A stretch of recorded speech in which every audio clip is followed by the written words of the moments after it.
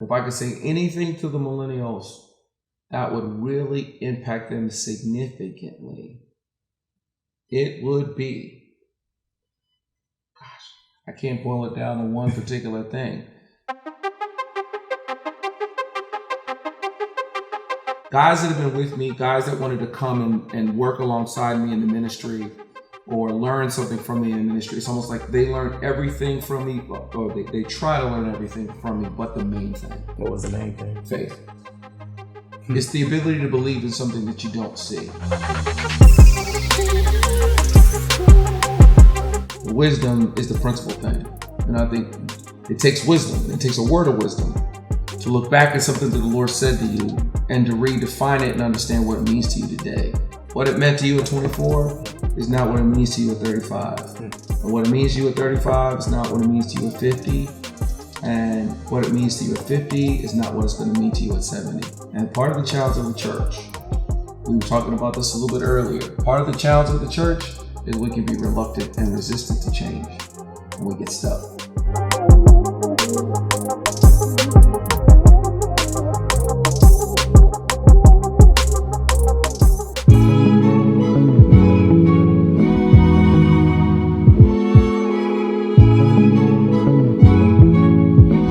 I'll never forget as a kid sitting in church and hearing my pastor say, "Everything you suffer here on earth is just a brick being added to your mansion in heaven." I remember looking around and thinking, well, damn, that sucks. I gotta die in order for things to get better? Who the hell wanna live, man? Then the internet came, and then suddenly my generation started seeing that what we were told was impossible is actually possible. And suddenly we started wanting more. But the fear instilled in us kept us stagnant. A fear that we won't be able to find a balance between living a physical life and a spiritual life in abundance without becoming evil. Then I heard Pastor Andy at Worldovercomers Christian Church in Durham, a man that talked about wanting more. I literally heard him say, I want my life on earth to be just as nice as my life in heaven. That's so refreshing to know that we weren't crazy. But that doesn't mean we don't have some old ways to get rid of in order to achieve that. And as I grow, the things that were holding me back, the fears, the mindset, it all has to go away. And it's an uncomfortable process. One that Pastor Andy is well versed on. And he's made it his mission to think bigger and take the chains off of God.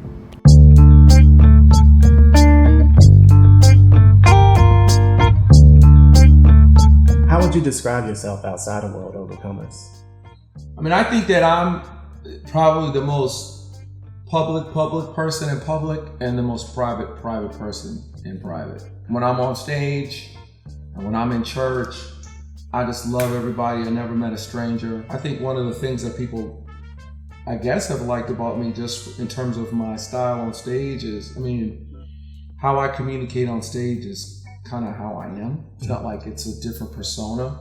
And one of the things that's also interesting about being a preacher or a pastor, or I think even, I watch comedians in cars getting coffee because, I think comedians and preachers are very similar. Mm-hmm. And I think that one of the things I heard Jerry Seinfeld or somebody say, I think it was Jerry Seinfeld in the show, where he was saying that comedians, it's like I could talk to everyone, but I can't talk to anyone. And I think that as a preacher, it's interesting. It's like as a pastor, you kind of start off in the ministry where you're really ministering to individual people in a way. And I started off in youth ministry, so it's kind of young. It's individuals, guys I'm discipling and dudes I'm mentoring. And when you get an opportunity to speak, because when you get an opportunity to speak, you're nervous and you're just, oh my God, I'm getting to talk to 100 people. I can remember when I was doing my first revival, it's like 100 people, and I'm just like, oh my God, when I walked in the room, it's all 100 people, and old ladies with hats leaning. I'm just like, oh my God, am I going to have a word for these people? That was very nerve-wracking. That was the thing that made you nervous. And then it's like you leave from that to the comfort of the individual conversations or relationships you have with people. And it's almost, in a way, one ability affects the other.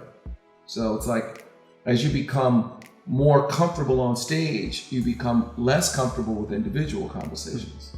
And so the relationships you have with your family become even more important. And it's why bands, and it's why stars do drugs.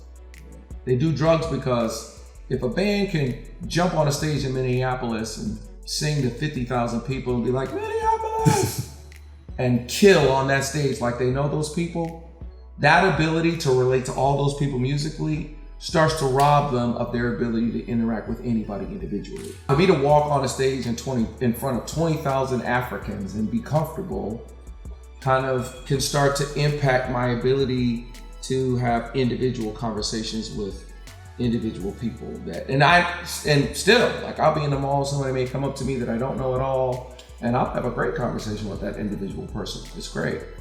But I just think that your intimate relationships become even more important to you. You went from Boston with your family's church, and then you moved to Oklahoma, and then you moved all the way here to North Carolina, where you knew no one, and you just took a chance and just came down here. I believe you said that, like, at the time your wife was pregnant? No. Oh, she wasn't? She had just had the boys. The boys were like 2 years old. Okay. Yeah. You moved, and like, to me, that seems like a lot of change and a lot of risk taken and a lot of just trust at that time, especially to come down south where even the church culture is different, not just even the living culture. Sure.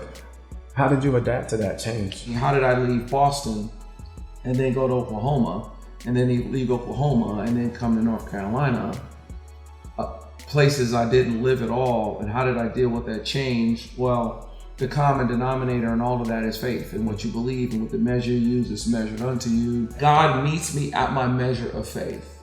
Okay, it's one of the most basic, fundamental, but one of the hardest things for any individual believer or pastor or anyone to grasp. Okay, that Jairus comes to Jesus and says, I need you to come pray for my daughter. And Jesus says, okay, let's go. On the way there, the one with the issue of blood sees Jesus and says, ooh, there's Jesus. If I touch him, I'll be healed. That's her measure. Now, Jairus' measure is come to the house. Her measure is if I touch him. She could have said, if I see him, I'll be healed. But that's not what she said. She said, if I touch him, I'll be healed. So she got to press her way through the crowd and touch him. Jesus says, who touched me? Notice that Jairus doesn't say, oh, shoot, let me just touch you and my daughter will be healed. No, he has a different measure. His measure is for Jesus to come to the house. They come and say, hey, don't even bother Jesus anymore. Your daughter's dead. Leave him alone. Jesus says, well, your measure was for me to come to the house. Let's go to the house. Let's meet your measure. Goes to the house, raises the girl from the dead. Centurion says, I don't deserve for you to come to my house. Just speak the word, and my servant will be healed. It's what the measure you use is measured unto you. I was in Boston. I came to the understanding that I don't have to be in Boston for God to use me. That's faith. So when I went to Oklahoma and I got there and found out that the same God that was with me in Boston is the same God that is with me in Oklahoma. Once I really found that out and had evidence of it and really saw it, my faith went to another level. And if I can go to Oklahoma, then I can go anywhere. And so now it's just a matter of, all right, where's the Lord want me to go? And kind of fasting and praying about where he wants me to be. And so that for me to come from Oklahoma to North Carolina wasn't even hard. The most difficult thing was to leave the people that I was the most comfortable with. God saying, take the limits off me. And so even for me, even 35 years in, with all this that we've experienced here in North Carolina in the last 10, 15 years, there's still a part of me that's like, well, Lord, am I limiting you? And I want to continue to take the limits off of God. And for the Lord to be able to bless me in a way that my eyes haven't seen, my ears haven't heard, my mind hasn't conceived. What God is prepared to do for those of us who love us, but God is trying to reveal it to us by his spirit. And right now, even with us sitting here recording this or shooting this particular, this webinar or whatever on, what is this, September 4th or 5th, September 5th, there's something that's happening with me right now behind the scenes that I can't talk about it, that will blow people's minds when and if it comes to pass. And I'm just kind of like, all right, Lord, this thing that's about to happen with me that I can't talk about, I'm kind of talking about, but I'm not talking about it.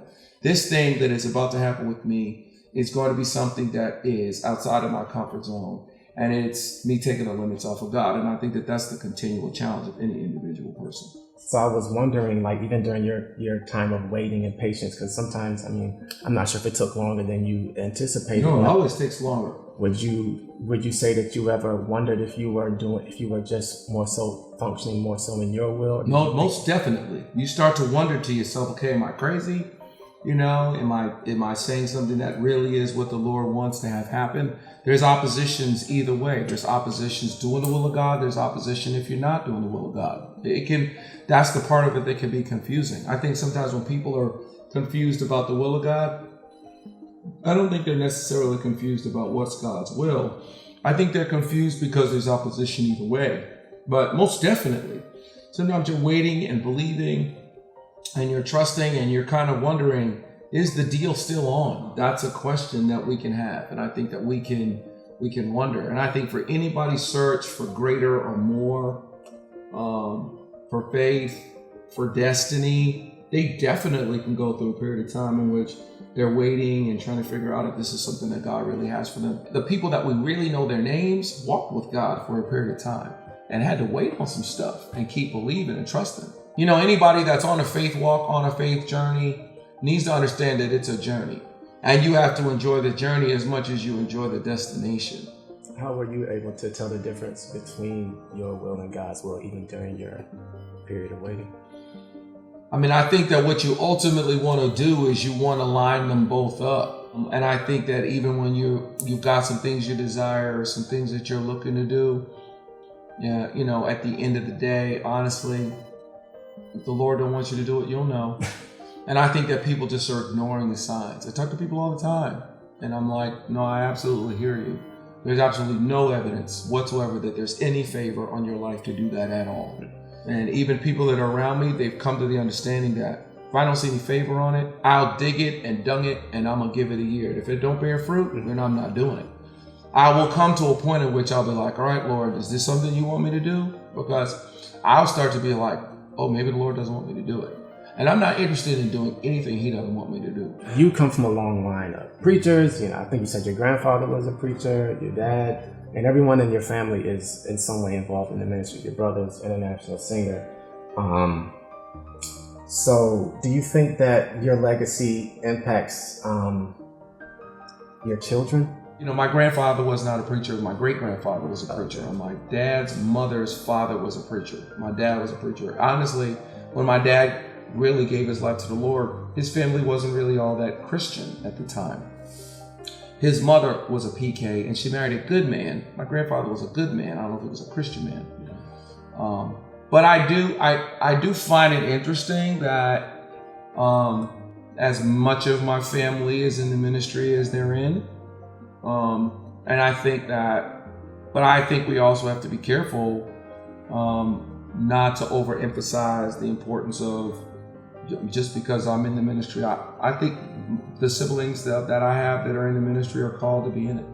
And I think that the calling is more important than the family connection. I think the family's important, but I think it's dangerous for ministry to become too much of a family business. No, children aren't. They can all see what's going on and put the patterns together. Do you feel as though sometimes it kind of adds a little bit of pressure to them? Or? I think it depends on what their parents are like. I don't have any pressure on my children whatsoever to be involved in ministry at all. So I mean, if they're called to do it, I think it's the kind of thing you can't do it unless you're called. Change in itself is just a tough thing to even adjust to. So, and you talk a lot about change as well. So what's one way that you believe people can learn to embrace that change? Because there's a certain amount of fear that kind of comes with change too, I feel like. You know, when it comes to change and embracing change, it's like anything. It's math. It's math. So many times I say to people that what we think is English or what we think is emotional is mathematical. It's not an emotional thing. It's a straight mathematical question. And that mathematical question is, does the good outweigh the bad? This is something that people don't do math well. African Americans in particular don't do math well. And when I say math, I mean this kind of math. They don't view what is the benefit of this versus the cost. There's always going to be a cost. I heard this phrase one time that we have simple principles for complicated people. And just to do the math of does the good outweigh the bad? Is there a certain amount of almost rebellion or fear or anything like that comes with that simplicity of just do the math? Does the good outweigh the bad? Do you think that sometimes it almost seems too simple for it to be that easy? I don't even know if it's simple. I think it's simple, but I also think that it is practical. And I think that it's lacking in emotion.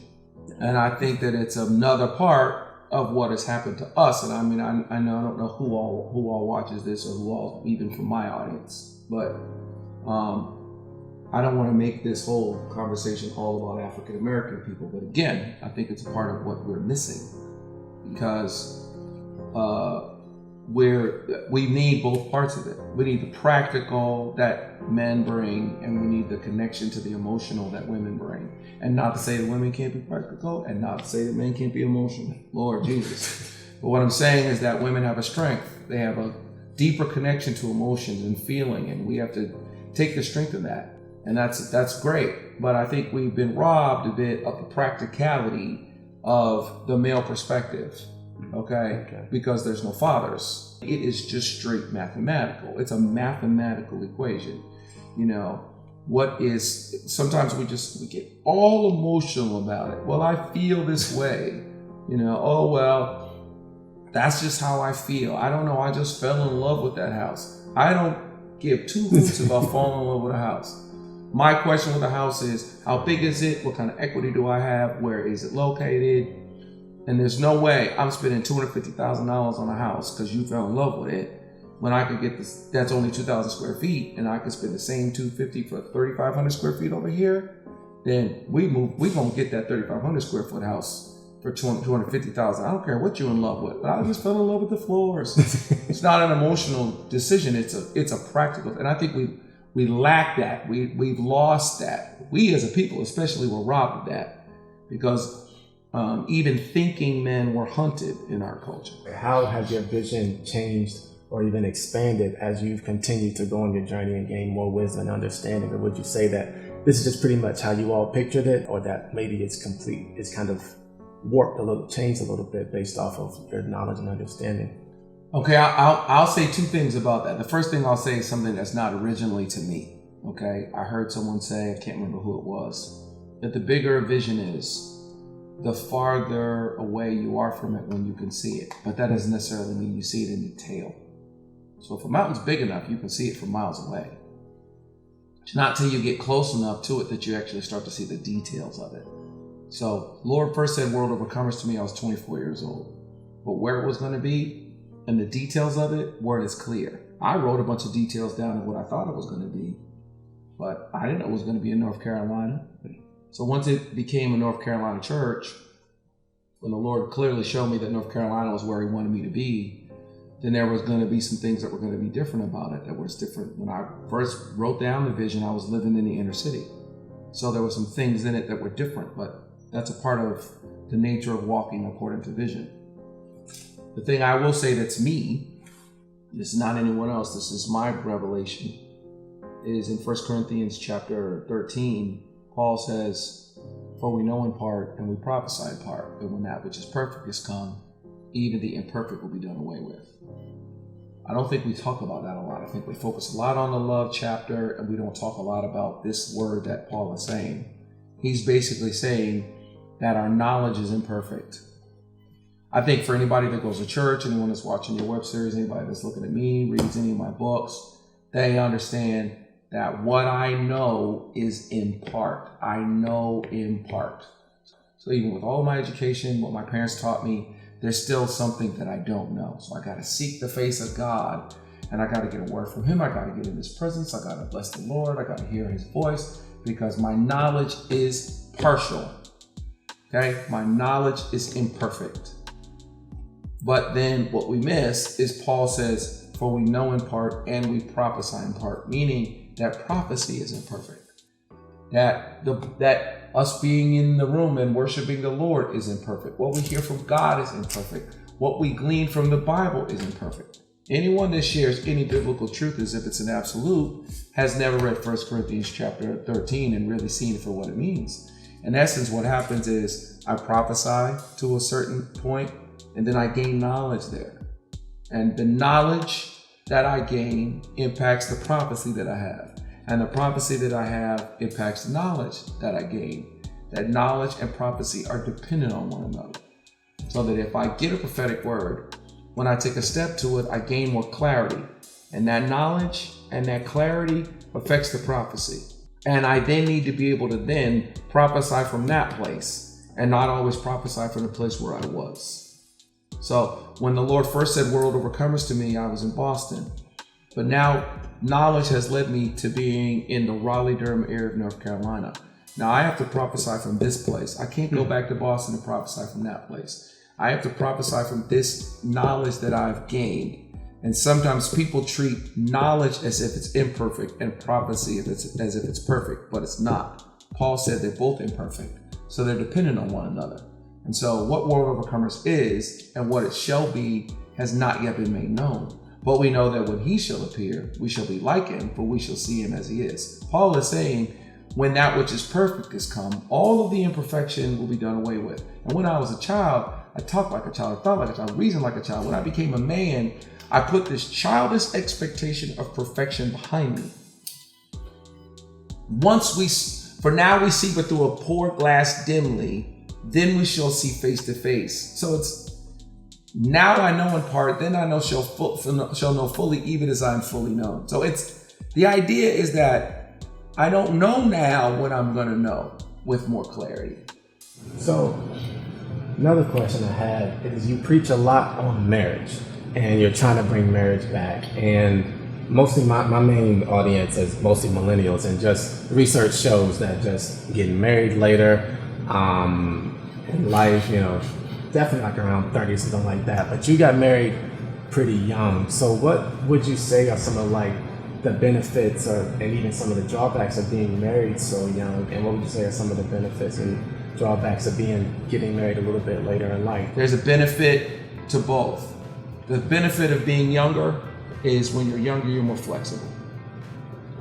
So you're more open, it's easier, and true strength is seen in flexibility. And the more malleable you are and the more open you are to change and flexibility, the better a chance you have of actually doing marriage long term. The negative of being young is maybe you don't know who you are. And especially guys, because I think that Eve is the answer to Adam's problem.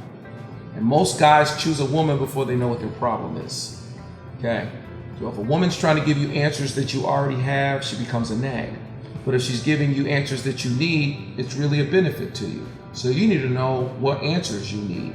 And most dudes choose a woman before they know what their need is. It's very interesting to me that women come off needy when guys are the ones that actually have the need. The benefit of being older is you know yourself better. The drawback of being older is the older you get, the more inflexible you become. And so now it's harder, it's more difficult, and you're more stuck, and you're more used to doing things the way that you're used to doing them. So there's a lot of dudes who cross into their 30s, and it's just very, very difficult for them to commit because they become more picky, and they become more particular. And they become more, it needs to be this way or that way, and they break up over little stuff that's just not even all that important. And I'm like, dude, really? You broke up over that? You broke up over that because you're 34 years old. That's your problem. At 24, that wouldn't have mattered, but at 34, that matters because you've just become more stuck. And for women, it's even worse because a woman who's 34, who's been single this whole time, really thinks she's in charge. And if she's going to be with a real dude, she's not going to be in charge. And if a dude lets her be in charge, it's going to get old, and she's not going to want to be in charge because a woman in charge ends up being your mother, and nobody sleeps with their mother. So for a woman, it becomes an even more scary thing. I would be with a woman who had at least been in a relationship with a guy, maybe was divorced, and the dude is gone or dead, than to be with a woman who's never been in never. So you're 37 years old and you've somehow managed never to really even be with a dude forever. That means that you're used to living in a woman's world, and a woman's world is very different from the guy's world. A guy's world is a harsh place. Do you think that vision helps with that flexibility? Because one thing like I've noticed a lot is that when you're thinking of something greater, sometimes some of those little small things don't really bother you as much, even the older that you do get. So do you feel as though, like, even with men and women, like, just thinking bigger? I don't know about that. I mean, because I think that a lot of times there are guys especially, that are focused on the bigger picture. And sometimes if you're overly focused on the bigger picture, then you can miss some of the details of what it takes to really have a relationship that's actually intimate and real. So it's almost like, again, guys are 35 and they're picking a chick because they think the chick's gonna fit into their world view, but not realizing that there's a lot of details around it that are bigger than that. I think the vision of it is important, but I also think that if you're not careful, then you can gloss over some of the details in your quest for a vision. I'm just finished recently, kind of counseling a couple where, they kind of got married later. The dude's 34, 35 years old, and part of his challenge right now is that it's almost like he married her to fit into this particular mold, and she isn't fully convinced that he loves her yet. And it's going to take some time. Women just don't believe it fast. Even if they say they believe you, they don't really believe you. Deep down, they're not really sure, because you're just asking for too much. And so, for a woman to really trust you, it's going to take some time. It's going to take words. It's going to take flowers. It's going to take date nights. It's going to take vacations. It's going to take some genuine interest in who she is. And if you're not ready to put that time in, it's going to be difficult when all of a sudden you're looking for flexibility. The millennial generation, I've always felt like it's a very interesting group. Most of them were born in the 80s during the real bad drug epidemic. And there was a bunch of things that were seen that probably shouldn't have been seen. Parents breaking up, alcoholics in the home, drug epidemics, and they were all born during this particular part. Do you feel as though that kind of plays into a little bit of it? I think actually it should be the thing that actually makes you stronger, though. I mean, I totally get it, but I think that's why my church, I don't think I'm trying to make my church a church that ministers to millennials, but I think that I have a heart for them. And I think that's why I have so many of them in my church, because I actually believe that everything you just said is going to make them a better generation at it. And I rebuke and I'm determined to fight against the idea that you guys aren't going to do marriage, because the fact of the matter is that I think you have a potential of doing it better than the generations before you, because divorce is such a possibility. Because divorce was so frowned upon in my generation and my parents' generation. My parents and grandparents, there were people who stayed in marriages that weren't good. They couldn't stand each other. And you all got a chance to see that. I got a chance to see it. When you guys head down the altar, you guys are going to be heading down the altar with an understanding that this thing may not last. It's much more fragile, and I think you'll handle it with more care. I think you'll be more careful about it. I think you guys are waiting a little bit longer to get married. I just don't want you to not get married at all. I don't mind you waiting. I think you do need to know yourself. I think you do need to be aware of it. I think you need to be very, very careful about the woman that you choose. And I think you need to be very, very careful about the man you, no doubt about it. And I think that there's a great deal of temptation is to let your flesh just rule you. And it's a tough world right now.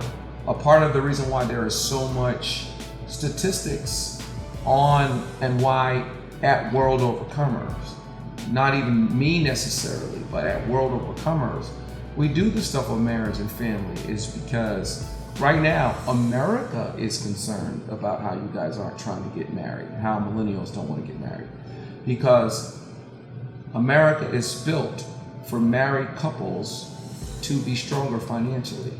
America's built for families to be stronger financially than individual people. It's why the homosexuals have fought so hard for marriage rights, because in America, it is more advantageous financially to be married.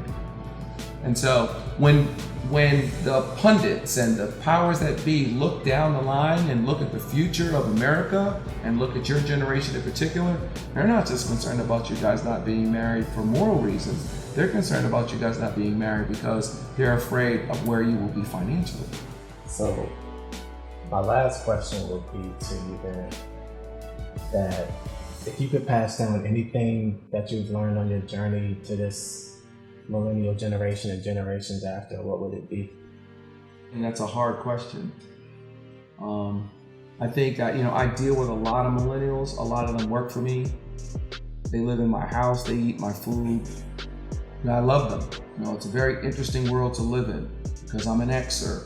I'm sandwiched between these two very large generations. 75 million boomers, 79 million millennials. It's only 50 million Xers. Okay, we're almost half your generation. And mostly because we were the generation in which they made it legal to kill us. Okay, so abortion was passed for my generation. And our mothers killed us and left us and went to work.